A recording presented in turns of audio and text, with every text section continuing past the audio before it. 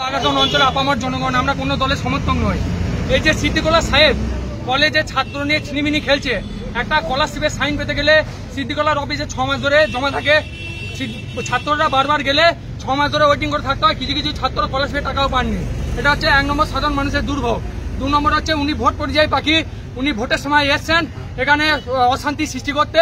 উনি ভোট মিটে গেলে আবার চলে যাবেন, আবার 5 বছর দেখা পাওয়া যাবে না, 5 বছর আর কোনো দেখা পাওয়া যাবে না। তাই বলি এই গদ্দার এমএলএ আমরা চাইছি না। বাগাসন কোনো মানুষ, সাধারণ জনগণ, আপামর জনগণ সিদ্দিকুল্লাহ সাহেবকে চাইছে না।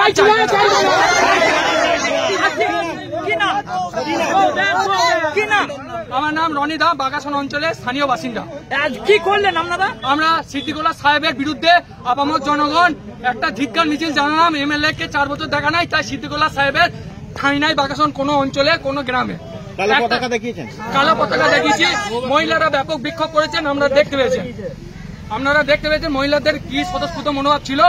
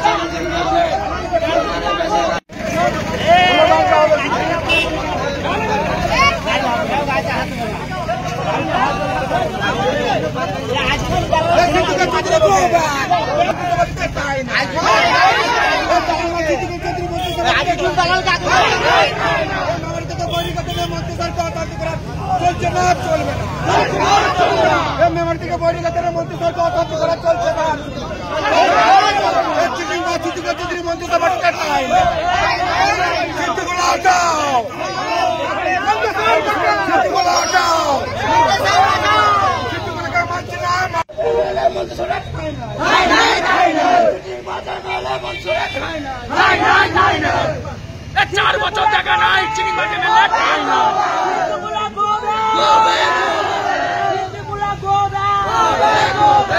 4 বছর দেখা নাই চিটিং মাঝে মেলে বাগাসন অঞ্চলে ঠাঁই নাই।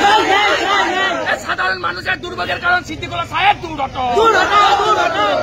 ভোট পড়ে যায়, বাকি ভোট এলে আসে, ভোট চলে গেলে দেখা যায় না সিদ্দিকুল্লাহ সাহেব Siddiqullah go back, Siddiqullah go back, go back, Siddiqullah go back, go back, Siddiqullah go back, go back, go back, Siddiqullah go back, go back, go back, Siddiqullah go back, go back, go back. 4 বছর দেখা নাই চিটিং মাঝে মেলে ঠাঁই নাই, 4 বছর দেখা নাই। একবার উলিয়ে দাও Siddiqullah go back, go back, Siddiqullah go back, go back.